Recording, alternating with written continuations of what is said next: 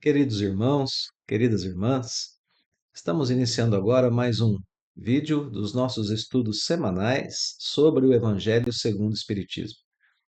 Sejam bem-vindos ao nosso estudo e ao nosso canal. Continuaremos agora a estudar o capítulo 28 do Evangelho segundo o Espiritismo, que traz a coletânea de preces espíritas. Estamos estudando as preces que podemos e devemos fazer pelas outras pessoas. E no item de hoje, nós vamos estudar a ação de graças pelo bem concedido aos nossos inimigos. Estudamos na semana anterior as preces que nós fazemos pelos nossos inimigos, né? Começamos a estudar essas preces que se fazem pelas pessoas que são nossas inimigas e que nos querem o mal.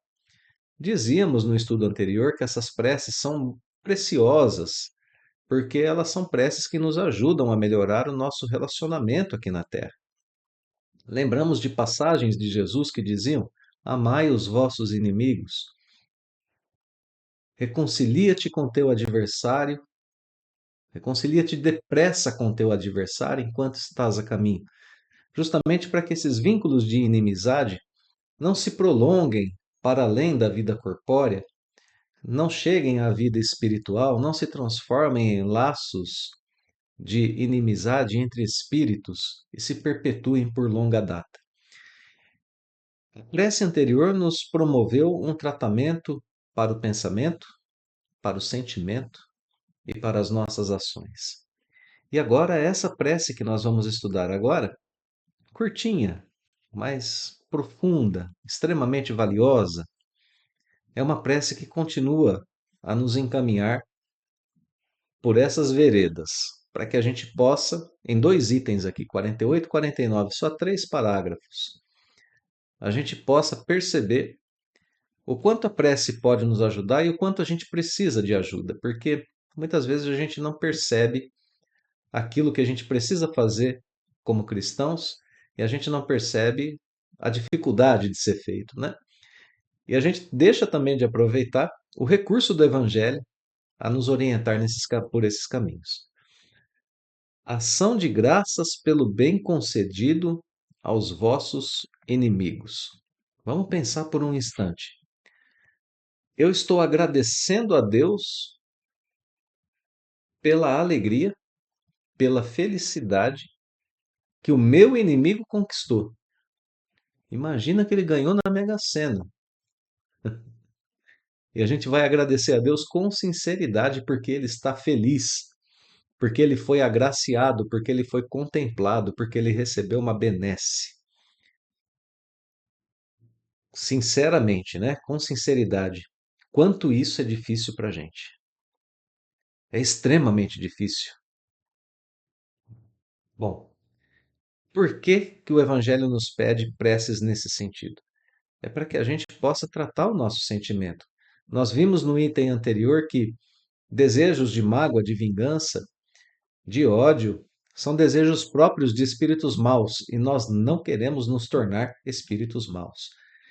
Para a gente não ser espírito mau, a gente tem que se livrar desses sentimentos. E para a gente se livrar desses sentimentos, a gente aprende a conversar com Deus de forma a purificar os nossos sentimentos e os nossos pensamentos. É por isso que a gente tem essa prece aqui. Vejam que a nossa conversa é com Deus, é uma ação de graças, é um agradecimento a Deus pelo benefício concedido ao outro. É fácil, vamos lá. Não desejar o mal aos seus inimigos é ser apenas meio caridoso. É ser só meio caridoso se eu não desejar o mal a eles. Mas eu preciso fazer a caridade completa. Então, segue o Evangelho dizendo: a verdadeira caridade quer que lhes almejemos o bem. Olha só, não é só agradecer a Deus, não, pela graça que ele conquistou. É almejar, é desejar que ele receba o bem. E que nos sintamos felizes com o bem que lhe advenha. Esse é o nosso objetivo enquanto cristãos, enquanto estudantes da doutrina espírita. Eu sei que muitas vezes não vai dar para a gente fazer isso hoje, nesse momento. Mas a prece é para nos ajudar a conquistar essa situação, a conquistar essa condição. E vai nos ajudar num sentido que às vezes a gente não percebe. Se eu já tenho um laço de inimizade com a pessoa, ela recebe uma benesse da vida, e eu fico com inveja, eu fico com raiva, eu fico com ódio. Além do mal que eu faço a mim mesmo, eu tenho nesses sentimentos pontos de ligação com espíritos de mesma vibração do plano espiritual. E tenho ainda uma outra relação, que é justamente a relação com a pessoa que é minha inimiga. A vibração que eu emito nesse momento, em que eu não desejo bem a ela e que não fico feliz com o bem que ela recebeu, apenas reforça o meu laço de inimizade com ela, do ponto de vista espiritual. Ela pode não ver que eu estou magoado, que eu estou com raiva, que eu não compreendo por que que ela recebeu essa benesse. Mas espiritualmente ela sente. E a gente precisa levar em consideração que a gente dorme. E quando a gente dorme, o espírito está no plano espiritual. E no plano espiritual, pode ser que aconteçam esses encontros, meus com os meus inimigos. Então, que tipo de sentimento eu levo para lá, para o plano espiritual? Veja, ficar feliz com o bem que o outro recebe é uma forma, é um meio de que essas vibrações espirituais que envolvem as inimizades sejam diluídas, que elas desapareçam, que elas não existam mais. Então eu sou responsável por aquilo que me toca, né? Em me tornar feliz pelo bem que o outro recebe. Então vamos lá, vamos à prece. Meu Deus, entendeste em tua justiça encher de júbilo o coração de fulano de tal, né? Agradeço-te por ele. Agradeço ao Senhor em nome dessa outra pessoa. Não sei se ela o agradeceu, né? Não sei se ela agradeceu, mas eu agradeço. Agradeço-te por ele.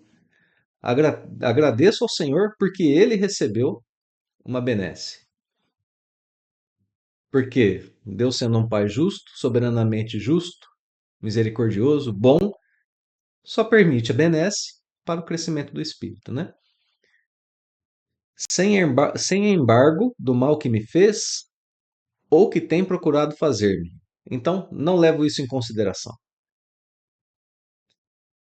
O mal que ele me fez ou que me queira fazer. Não levo em consideração, apenas agradeço. Se desse bem ele se aproveitasse para me humilhar, eu receberia isso como uma prova para a minha caridade. Então, olha como termina esse primeiro parágrafo da prece, né? Coloca o bem que o outro recebeu sob uma perspectiva que a gente poucas vezes tem, uma avaliação que a gente poucas vezes faz. Porque se eu tenho essa pessoa na minha vida e isso é da vontade de Deus, pode ser uma prova para mim, como a gente viu no item anterior, inclusive.